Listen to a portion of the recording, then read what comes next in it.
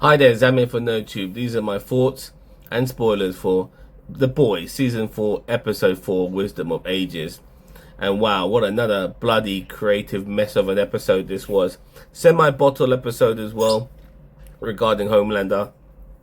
And let's start off with Homelander before we talk about The Boys. So Homelander, at the end of the previous episode, was speaking to himself in the mirror and said that he had to basically go home, go back where it started. And home for him was where he was experimented upon when he was after he was born, to see how strong he was and how durable he was regarding his powers.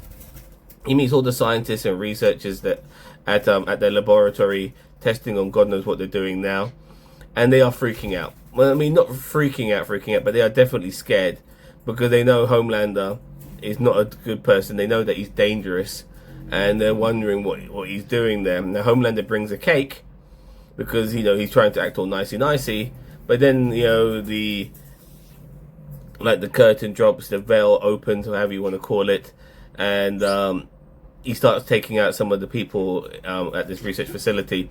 A couple of them are people he already knows, because you can tell the elder guys, they've been working on Homelander since he was a kid. And he burned one of them alive in this fire room, a fire room that was tested on Homelander as a kid to see how durable he was, and he just burnt this guy alive in it. Later on, he tells this one guy to jerk off in front of everyone, and he's trying to, but he can't fucking get it up. And Homelander says, if you don't fucking get your dick up, I'm gonna fucking laser it. The guy couldn't get his dick up, Homelander lasers it. Now this poor old sod is lying on the floor, fucking bleeding out, and eventually one of his colleagues tells Homelander, look, put him out of his misery and we'll have a chat. He has a chat with this person. We've already realized what Homelander had to go through as a young person, and how he never really had any sort of motherly, fatherly figure, so to speak. As a kid, everyone just wanted to experiment on him. But he was also told the home truth as well, that with his powers, he could have left that facility whenever he wanted. He wasn't like he was trapped. He was a supreme being, but he never left. And that makes you think, well, she's got a point there. Why didn't you leave? And the reason being is that Homelander wants approval all the time. And when we get to the end of that Homelander scene, sorry for all the noise, I've got my windows open, it's a very hot day. When we get to the end of the Homelander scenes, we see him covered in blood, and he's left one member of the staff alive. All the other staff members have been slaughtered by now. Their blood is smeared all over walls and everything. He's killed them all, left one alive, and he's left the facility, and he's smiling to himself, covered in bits and blood and God knows what. Yeah, Homelander is a fucking nutcase. If anybody has ever said that Homelander is a hero or he's the good guy, this was another moment in The Boys. Pardon me, there's lots of fucking moments in The Boys where you can never say that Homelander was the good guy, but this was another moment where you can add to the list of terrible things that Homelander has done that has made should make you realize that he never ever was the fucking good guy. On to The Boys. They've been split into two groups. We have, first of all, Huey and Kimiko. Huey's trying to save his father, and so he asks A-Train for a favor, and that favor is to get Compound V so he can give it to his dad, and hopefully his dad will stay alive or whatever. And A-Train does this as a sort of like a way of being even with Huey, and he gets him the Compound V. And then whilst they're waiting for the Compound V, Huey and Kimiko has a fight with some people from Kimiko's past. And this is a moment I feel for Huey, because he hurts his leg in the process of this fight, and he gets a splint put on his leg in order he gets a splint put on his leg by Kimiko in order to be mobile, but he's still limping. And Kimiko makes a shield for him and gives him a Stanley knife or some sort of blade, and kind of quickly teaches him on the fly, this is what you need to do if you're attacked, because Kimiko can't always protect him. And she ends up trying to take out a few guys, but then eventually Huey on his own has to take on one guy, and this one guy's got a knife on him as well. But Huey manages to slice this guy's guts open, slice this guy's neck, and cuts his wrist. And you can see in that moment, Huey's not horrified by what he's done. He's almost been molded by what he's done. The boy has finally become a fucking man at this moment now. He's a killer. And there's no sense of regret within him whatsoever. This fucking person, as far as he's concerned, deserved it. And you can see it within Huey that he has now crossed that line regarding who he is now. He's a different person. When it comes to death and murder, he's capable of doing it. Kimiko herself, after killing the rest of these guys who are trying to kill her and Huey, ends up leaving the leader, who's another lady, alone. There's obviously some sort of history between the two of them, and that hasn't come to light. Or if we do know what it's supposed to be, or there is previous episodes with these two, then somebody let me know, because unfortunately with television shows nowadays, there's such a big gap between seasons that you fucking forget what happens the previous season.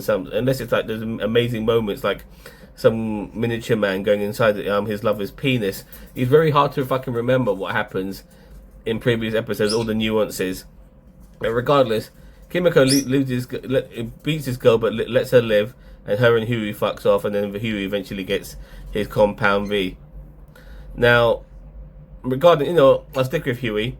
He does, at the end of this episode, he is contemplating on giving the compound V. He spoke to Butcher earlier, who catches him being given the V by A-Train, and tells Huey that I took the compound V myself, and it doesn't make you any better. He actually he never took temp V again. He took compound V. He actually knows that Frenchie's got some compound V and took some, and it hasn't made Butcher better as far as he's concerned. And so Huey now is contemplating if this compound V will help his dad. But by the end of the episode, we see some blue liquid go into his dad's sort of system, so to speak. All the vials and tubings and stuff like that you connected to when you're in hospital. We see some blue liquid go in there, but Huey never put the compound V in there. Maybe his mum did, but how did his mum get the hold of the compound V herself? Who knows? I mean, maybe there's more to it than meets the eye, but regardless. Oh, by the way, the mum does work for Vought, so maybe she got some compound V that way. Who knows? But Huey's dad, Simon Pegg, wakes up in bed, and that's how the episode ends. But this is not how this review ends. We're on to the other members of the boys now, and that happens to be Mother's Milk, Frenchie, Butcher, and Starlight. Now, as you know, there's this thing going on between Starlight's faction and Firecracker's faction, and Firecracker does a truth bomb special, one of her sort of podcast things, right outside the Starlight faction's base, and she starts dropping all these stories about Starlight, so many of them, and one of them ends up being about Starlight's abortion that she had when she gave up one of her babies. And obviously, this being a Christian audience, they frown upon shit like that. Also, what also came to light was Butcher and Milk trying to blackmail Firecracker by saying that we know that you were 28 years old and you had illegal sex with a 15-year-old boy. You are a paedophile, for Firecracker. But Firecracker doesn't care. She lets Butcher and Mother's Milk post a tweet about her illegal activity, and lo and behold, her base doesn't care that she did this shit either, because that's what, let's be honest, that's what right-wingers are. They don't give a fuck about your misdemeanors. If you're part of our team, we'll fucking take you in. I mean, look at Donald Trump. He's got fucking 34 felonies, and he hasn't lost anybody in his base. The guy who fucking raped E. Jean Carroll, he hasn't lost anybody in his base. He's been hanging around with fucking Jeffrey Epstein. He's without doubt a paedophile. He hasn't lost anybody in his base.